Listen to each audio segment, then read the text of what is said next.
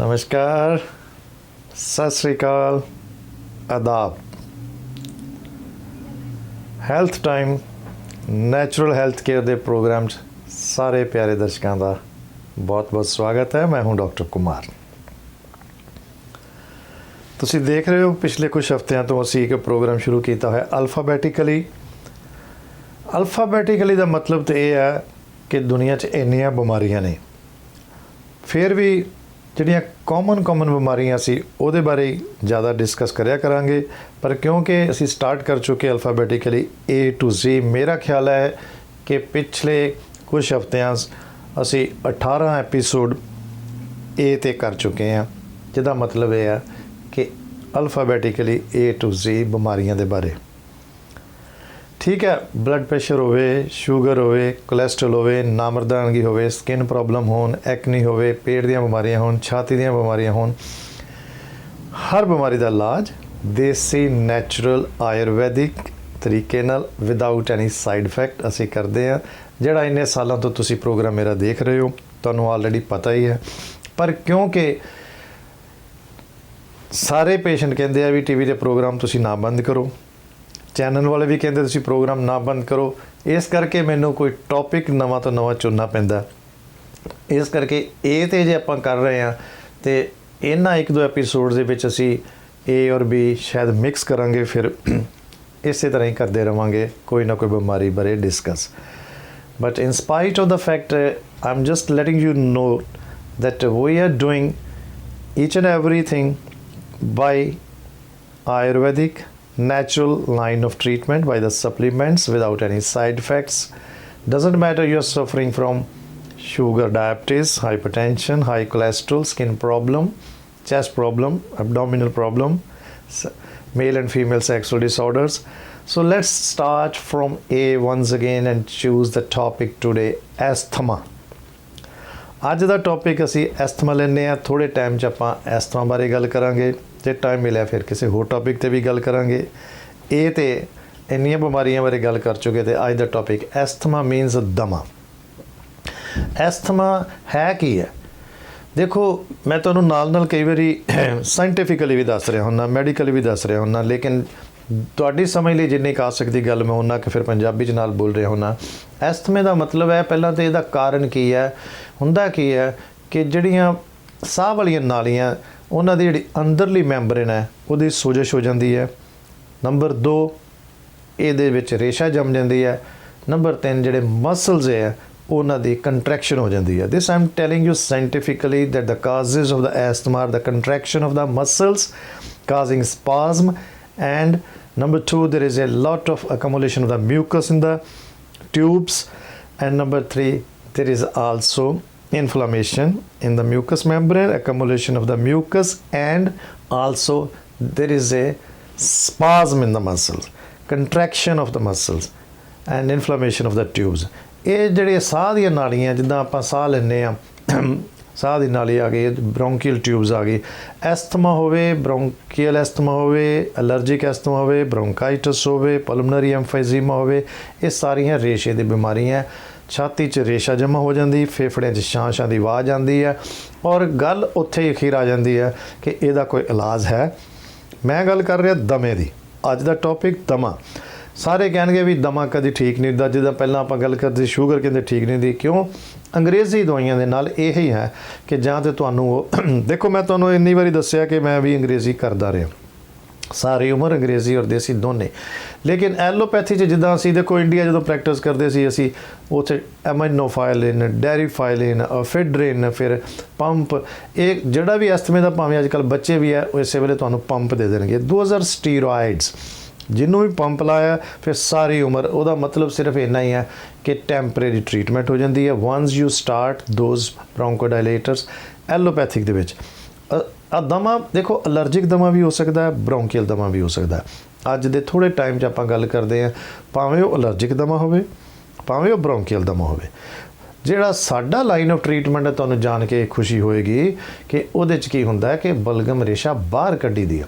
Allopathic 'ਚ ਨਾਲ antibiotic ਦੇ ਦਿੰਦੇ ਆ, ਉਹਦੇ ਨਾਲ ਫਿਰ ਅੰਦਰ ਹੀ ਸੁੱਕ ਜਾਂਦੀ ਹੈ, ਥੋੜ੍ਹੀ ਦੇਰ ਤੁਹਾਨੂੰ ਟੈਂਪਰੇਰੀ ਫਰਕ ਪੈ ਜਾਂਦਾ। ਬਲਗਮ ਰੇਸ਼ਾ ਹਫ਼ਤਾ 10 ਦਿਨ 15 ਦਿਨ ਐਂਟੀਬਾਇਓਟਿਕ ਖਾ ਕੇ ਲੱਗੇਗਾ ਠੀਕ ਹੋ ਗਏ, ਲੇਕਿਨ ਉਹਦੇ ਨਾਲ ਸਗੋਂ ਹੋਰ ਕੰਟਰੈਕਸ਼ਨ ਆਫ ਦੀ ਮਸਲਸ ਹੋ ਜਾਂਦੀ, ਨਾ ਤੇ ਉਹ ਅੰਦਰੋਂ ਜਾਂਦਾ। ਸਾਡਾ ਲਾਈਨ ਆਫ ਟ੍ਰੀਟਮੈਂਟ ਦੈਟ ਕਾਜ਼ਿਜ਼ ਐਕਸਪੈਕਟੋਰੇਸ਼ਨ, ਬ੍ਰੋਂਕੋਡਾਇਲੇਟੇਸ਼ਨ। ਉਹਦਾ ਮਤਲਬ ਕੀ ਹੈ ਕਿ ਬ੍ਰੋਂਕੀਅਲ ਟਿਊਬਸ ਨੂੰ ਖੋਲ੍ਹਿਆ ਜਾਂਦਾ। ਔਰ ਮੈਂ ਤੁਹਾਨੂੰ ਦੱਸਾਂ ਤੁਸੀਂ ਆਪਣੇ ਆਪ ਕੀ ਕਰ ਸਕਦੇ ਹੋ, ਤੇ ਸਾਡਾ ਲਾਈਨ ਆਫ ਟ੍ਰੀਟਮੈਂਟ 'ਚ ਕੀ ਫ਼ਰਕ ਹੈ, ਕਿਉਂ ਪਰਮਾਨੈਂਟ ਇਹਦੇ ਨਾਲ ਠੀਕ ਹੁੰਦਾ ਹੈ ਕਿ ਉਹ ਰੇਸ਼ਾ ਬਾਹਰ ਨਿਕਲਦੀ, ਛਾਤੀ ਸਾਫ਼ ਹੋ ਜਾਂਦੀ ਹੈ, ਰਾਹਤ ਮਿਲਦੀ ਹੈ, ਜਿਹੜਾ ਛਾਂ ਦੀ ਆਵਾਜ਼ ਉਹ ਖਤਮ ਹੋ ਜਾਂਦੀ ਹੈ। ਐਮਫਾਈਜ਼ੀਮਾ ਹੋਵੇ, ਭਾਵੇਂ bronchitis ਹੋਵੇ, ਭਾਵੇਂ bronchiectasis ਹੋਵੇ। Today we are talking about asthma, ਦਮਾ ਜਿਹਨੂੰ ਕਹਿੰਦੇ ਆ, ਐਸਥਮੈਟਿਕ ਬ੍ਰੋਂਕਾਈਟਿਸ ਹੋਵੇ ਜਾਂ ਅਲਰਜਿਕ ਬ੍ਰੋਂਕਾਈਟਿਸ ਹੋਵੇ। ਇਲਾਜ ਦੇਸੀ 'ਚ ਉਹੀ ਹੈ। ਤੁਸੀਂ ਆਪਣੇ ਆਪ ਕੀ ਕਰ ਸਕਦੇ ਹੋ, ਆਪਣੇ ਆਪ ਜਿੱਦਾਂ ਤੁਸੀਂ ਕਰਨਾ ਹੋਵੇ, ਕੁਛ ਇਹਦੇ ਤੋਂ ਰਾਹਤ ਲੈਣੀ ਹੋਵੇ, ਹੌਟ ਵਾਟਰ ਕੰਟੇਨਰ ਦੇ ਵਿੱਚ ਤੁਸੀਂ ਐਲੋਵੇਰਾ ਲੋਸ਼ਨ ਪਾ ਲਓ, ਨਾਲ ਯੂਕਲਿਪਟਸ ਪਾ ਲਓ, ਫਿਰ ਉਹ ਤੁਸੀਂ ਆਪਣਾ ਮੱਥਾ ਢੱਕ ਕੇ ਤੇ ਉਹਦੀ ਭਾਫ਼ ਲਓ। ਉਹਦੇ ਨਾਲ ਕੀ ਹੋਏਗਾ, ਮੱਥੇ 'ਚ ਜਿਹੜੀ ਰੇਸ਼ਾ, ਹਾਂ ਮੂੰਹ ਤੋਂ ਜ਼ਰਾ ਬਚਾ ਰੱਖਣਾ ਕਿ ਭਾਫ਼ ਸਿੱਧੀ ਮੂੰਹ ਨੂੰ ਨਾ ਪਵੇ, ਤੇ ਫਿਰ ਉਹ ਭਾਫ਼ ਦੇ ਨਾਲ ਥੋੜ੍ਹੀ ਰੇਸ਼ਾ ਬਲਗਮ ਬਾਹਰ ਨਿਕਲਦੀ ਹੈ। This is what you can do your own. ਮਲੱਠੀ ਖਾ ਲਓ, ਮਿਸ਼ਰੀ ਲੈ ਲਓ, ਇਹ ਤਾਂ ਚੀਜ਼ਾਂ ਤੁਸੀਂ ਆਪ ਕਰਨੇ। ਲੇਕਿਨ ਇੱਕ ਯਾਦ ਰੱਖਣਾ ਕਿ ਜਦੋਂ ਤੁਸੀਂ ਮੈਨੂੰ ਕਾਲ ਕਰਦੇ ਹੋ, ਉਪਾਏ ਲਈ ਮੈਨੂੰ ਕਾਲ ਨਹੀਂ ਕਰਨੀ। ਇਹ ਨਾ ਸਮਝਿਓ ਕਿ ਇੰਨੇ ਕੁ ਉਪਾਏ ਨਾਲ ਦਮਾ ਠੀਕ ਹੋ ਜਾਂਦਾ। ਅਸੀਂ ਜਿਹੜੀ ਦਵਾਈ ਭੇਜਾਂਗੇ, ਦਵਾਈ ਦੇ ਨਾਲ ਹੀ ਦਮਾ ਠੀਕ ਹੋਣਾ। ਅਸੀਂ ਤੁਹਾਨੂੰ ਕੁਛ ਐਸੇ ਡ੍ਰੌਪਸ ਵੀ ਦੇਣੇ ਆ, ਤੁਸੀਂ ਨੱਕ 'ਚ ਵੀ ਪਾ ਸਕਦੇ ਹੋ। ਕੁਛ ਐਸੇ ਲਿਕੁਇਡ ਵੀ ਦੇਣੇ ਜਿਹਦੀ ਭਾਫ਼ ਵੀ ਲੈ ਸਕਦੇ ਹੋ। ਨਾਲ ਜਿਹੜੀ ਖਾਣ ਵਾਲੀ ਦਵਾਈ ਆ, ਉਹਦੇ 'ਚ ਜਿਹਦਾ ਨੈਚੁਰਲ ਐਂਟੀਬਾਇਓਟਿਕ ਹੁੰਦੇ ਆ, ਭਾਵੇਂ ਜਿੱਦਾਂ ਸ਼ਹਿਦ ਹੀ ਲੈ ਲਓ ਤੁਸੀਂ। ਮਲੱਠੀ, ਇੱਕ ਨਾਮ ਹੈ ਲਿਕੋਰਾਈਸ, ਗਲਿਸਰਾਈਜ਼ਾ ਗਲੈਬਰਾ। ਇਹ ਗਲਿਸਰਾਈਜ਼ਾ ਗਲੈਬਰਾ ਸਾਇੰਟੀਫਿਕਲੀ ਨੇਮ ਹੈ। ਲਾਈਕੋਰਾਈਸ ਉਹਨੂੰ ਇੰਗਲਿਸ਼ 'ਚ ਕਹਿੰਦੇ ਆ, ਯਸ਼ਟੀ ਮਧੂ ਉਹਨੂੰ ਸੰਸਕ੍ਰਿਤ 'ਚ ਕਹਿੰਦੇ ਆ, ਮਲੱਠੀ ਉਹਨੂੰ ਆਪਾਂ ਹਿੰਦੀ 'ਚ ਕਹਿ ਦਿੰਦੇ ਆ। ਉਹਦੇ ਵੀ ਡ੍ਰੌਪਸ ਨੇ, ਇੱਕ ਐਸੀ ਅੱਛੀ ਚੀਜ਼ ਹੈ। ਔਰ ਉਹਦੇ ਇੱਕ ਦੀ ਬਜਾਏ ਜਿੰਨੇ ਵਾਰੀ ਤੁਸੀਂ ਮੇਰੇ ਐਪੀਸੋਡ ਦੇਖਿਆ, ਨੋਟ ਕੀਤਾ, ਮੈਂ ਹਮੇਸ਼ਾ ਹੀ ਕਿਹਾ ਕਿ ਸਾਡੀ ਦਵਾਈ ਦਾ ਇਹ ਹੁੰਦਾ, ਇੱਕ ਦੀ ਬਜਾਏ ਹਜ਼ਾਰਾਂ ਹੋਰ ਫਾਇਦੇ ਹੋ ਰਹੇ ਆ। I always repeat each and every episode, I tell you once we start our medicine, I am treating you for one thing but you are getting the 10 more benefits, at least 10। ਅੰਗਰੇਜ਼ੀ ਦਵਾਈ ਦਾ ਇਹ ਆ ਵੀ ਇੱਕ ਦਵਾਈ ਖਾ ਰਹੇ ਨਾਲ side effect ਹੁੰਦੇ ਆ। ਜੇ ਆਪਾਂ ਅੱਜ ਗੱਲ ਕਰ ਰਹੇ ਐਸਥਮੇ ਦੀ, ਜੇ ਅਸੀਂ ਐਂਟੀਬਾਇਓਟਿਕ ਲੈ ਰਹੇ ਹਾਂ, ਉਹ ਵੀ ਕੋਈ ਪਰਮਾਨੈਂਟ ਟ੍ਰੀਟਮੈਂਟ ਨਹੀਂ। ਜੇ ਇਨਹੇਲਰ ਲੈ ਰਹੇ ਹਾਂ, ਉਹ ਵੀ ਕੋਈ ਪਰਮਾਨੈਂਟ ਟ੍ਰੀਟਮੈਂਟ ਨਹੀਂ। ਭਾਵੇਂ ਇਹ ਤੋਂ ਇਲਾਵਾ ਜਿੰਨੀਆਂ ਬਿਮਾਰੀਆਂ ਦੇ ਅੱਜ ਤੱਕ ਮੈਂ ਐਪੀਸੋਡ ਕੀਤੇ ਆ, ਕੋਈ ਵੀ ਐਪੀਸੋਡ ਮੈਂ ਕਰਦਾ ਤੇ ਉਹਦੇ ਨਾਲ ਦੱਸਦਾ ਕਿ ਐਲੋਪੈਥੀ ਦੇ ਵਿੱਚ ਇਹ ਹੀ ਫਰਕ ਹੈ, ਇੱਕ ਤਾਂ ਪਰਮਾਨੈਂਟ ਟ੍ਰੀਟਮੈਂਟ, ਇੱਕ ਟੈਂਪਰੇਰੀ, ਇੱਕ ਸਾਈਡ ਇਫੈਕਟ। ਲੇਕਿਨ ਜੇ ਮੈਂ ਇੱਕ ਨਾ ਰਿਹਾ ਲਿਕੋਰਾਈਸ, ਜਿਹਨੂੰ ਕਹਿੰਦੇ ਯਸ਼ਟੀ ਮਧੂ, ਦੇਸੀ ਆਯੁਰਵੈਦਿਕ, ਔਰ ਉਹਦੇ ਇੱਕ ਦੇਖੋ, yashti madhu is the best medicine for asthma. ਦੇਖੋ ਕੋਈ ਸੀਕ੍ਰੇਟ ਨਹੀਂ ਦੱਸਦਾ, ਮੈਂ ਤੁਹਾਡੀ ਨੌਲੇਜ ਵਧਾਉਣਾ ਜਿਹਦੇ ਤੁਹਾਡਾ ਫਾਇਦਾ ਹੋ ਜਾਏ ਨਾ। ਉਹ ਦਮੇ ਲਈ ਵੀ ਠੀਕ ਹੈ, ਸੈਕਸੁਅਲ ਟੋਨਿਕ ਵੀ ਹੈ, ਐਸਿਡਿਟੀ ਲਈ ਵੀ, ਤੇਜ਼ਾਬੀ ਮਾਦੇ ਲਈ ਵੀ ਠੀਕ ਹੈ, ਪੈਪਟਿਕ ਅਲਸਰ ਲਈ ਵੀ ਠੀਕ ਹੈ, ਗੈਸਟ੍ਰਿਕ ਪ੍ਰੋਬਲਮਸ ਲਈ ਵੀ ਠੀਕ ਹੈ। ਗੱਲ ਕਰ ਰਹੇ ਆਪਾਂ ਦਮੇ ਦੀ। ਨਾਮ ਇੱਕ ਦਵਾਈ ਦਾ ਸਜੇ ਮੈਂ ਲਿੱਤਾ, ਇੱਕੋ ਦਵਾਈ ਦੇ ਨਾਲ 10 ਫਾਇਦੇ ਦੱਸਦੇ ਕਿ ਇਸੇ ਦਵਾਈ ਦੇ ਨਾਲ ਕਿਸੇ ਨੂੰ ਛਾਤੀ 'ਚ ਜਲਨ ਹੁੰਦੀ ਹੋਵੇ, ਗੈਸਟਰਾਈਟਸ, ਇੰਡਾਈਜੈਸ਼ਨ, ਡਿਸਪੈਪਸੀਆ, ਬਰਨਿੰਗ ਸੈਂਸੇਸ਼ਨ, ਹਾਈਪਰਸਿਡਿਟੀ, ਇਹ ਵੀ ਠੀਕ ਹੁੰਦੀ। ਔਰ ਇਸੇ ਦਵਾਈ ਦੇ ਨਾਲ ਦਮਾ ਵੀ ਠੀਕ ਹੁੰਦਾ, ਬਲਗਮ ਵੀ ਬਾਹਰ ਨਿਕਲਦੀ, ਔਰ ਕਿਸੇ ਨੂੰ ਸਟ੍ਰੈਸ ਹੋਵੇ ਉਹ ਵੀ ਠੀਕ ਹੁੰਦੀ ਹੈ। ਇਹਦੇ ਵਿੱਚ ਹੀ ਨਾਲ ਬੀ ਕੰਪਲੈਕਸ ਵਗੈਰਾ ਵੀ ਆ ਜਾਂਦਾ। ਇਹ ਟੋਨਿਕ ਹੈ ਇੱਕ ਚੀਜ਼ ਦੀ, ਜਿਹਨੂੰ ਮੈਂ ਦੱਸਿਆ, ਲਿਕੋਰਾਈਸ, ਗਲਿਸਰਾਈਜ਼ਾ ਗਲੈਬਰਾ ਜਾਂ yashti madhu. This is the name of the medicine. I am just giving you the secret of one medicine treating as asthma. ਲੇਕਿਨ ਸਾਡੇ ਕੋਲੋਂ ਤੁਹਾਨੂੰ ਕਈ ਚੀਜ਼ਾਂ ਮਿਲਣੀਆਂ, ਉਹਨਾਂ 'ਚੋਂ ਸਿਰਫ ਮੈਂ ਇੱਕ ਕੰਪਾਊਂਡ ਦਾ ਨਾਮ ਦੱਸਿਆ ਕਿ ਇੱਕ ਦਵਾਈ ਦੇ ਕਈ ਫਾਇਦੇ ਆ। ਦਮੇ ਦੀ ਬਿਮਾਰੀ, ਰੇਸ਼ਾ ਹੋਵੇ ਗਲੇ 'ਚ, ਫੇਫੜਿਆਂ 'ਚ ਸੋਜਸ਼ ਹੋਵੇ, ਫੇਫੜਿਆਂ 'ਚ ਰੇਸ਼ਾ ਪਈ ਹੋਵੇ, ਗਲੇ 'ਚ ਸੋਜਸ਼ ਹੋਵੇ, ਗਲੇ 'ਚ ਰੇਸ਼ਾ ਹੋਵੇ, ਟੌਨਸਲਾਈਟਸ, ਬ੍ਰੌਂਕਾਈਟਸ, ਐਸਥਮੈਟਿਕ ਬ੍ਰੌਂਕਾਈਟਸ, ਅਲਰਜਿਕ ਬ੍ਰੌਂਕਾਈਟਸ, ਐਸਥਮਾ, ਐਮਫਾਈਜ਼ੀਮਾ, ਪਲਮਨਰੀ ਐਫਾਈਜ਼ੀਮਾ, ਜਿੰਨੀਆਂ ਬਿਮਾਰੀਆਂ ਮੈਂ ਨਾਂ ਲੈ ਰਿਹਾ, ਇਹ ਸਾਰੀਆਂ ਰੇਸ਼ੇ ਦੀਆਂ, ਫੇਫੜੇ ਦੀਆਂ ਬਿਮਾਰੀਆਂ ਨੇ।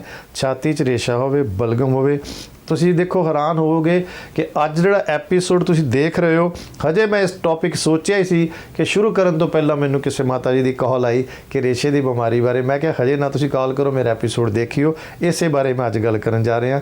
ਅਗਲੇ ਹਫਤੇ ਦੇਖੋਗੇ। ਹੁਣ ਉਹ ਸ਼ਾਇਦ ਜਦੋਂ ਸ਼ੋਅ ਆਏਗਾ ਤੁਹਾਡੇ ਤੱਕ ਪਹੁੰਚੇਗਾ, ਉਹ ਦੇਖ ਰਹੇ ਹੋਣਗੇ।